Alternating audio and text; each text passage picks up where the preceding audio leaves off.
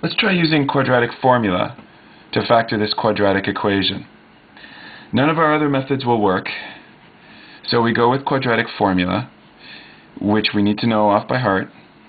Some way, shape, or form, you've got to know that x equals negative b plus or minus the square root of b squared minus 4ac all over 2a is quadratic formula. That will give us the zeros of this quadratic equation.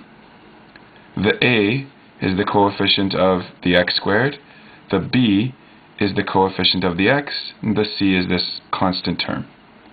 So we sub in negative b. Careful here, the b is already negative, so negative 11 is actually not negative, it's positive.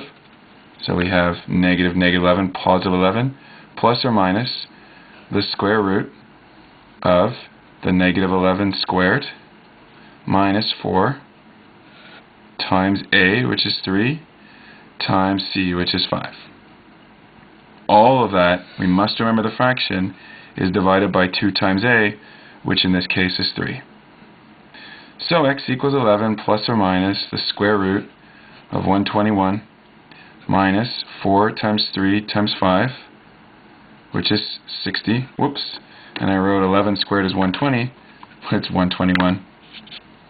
That makes more sense. And 2 times 3 on the bottom is 6. So I have x equals 11 plus or minus the square root of 61 all over 6.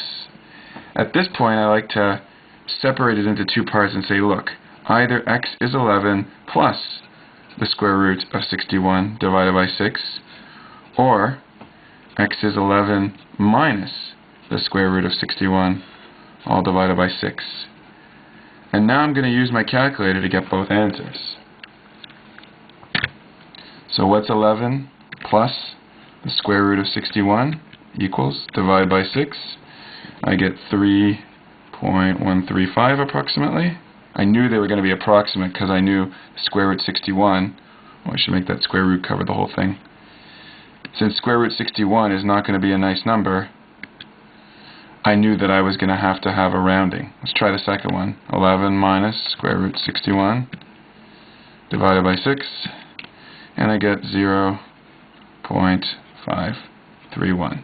There are my two answers. Either x is approximately 3.135 or x is approximately 0.531.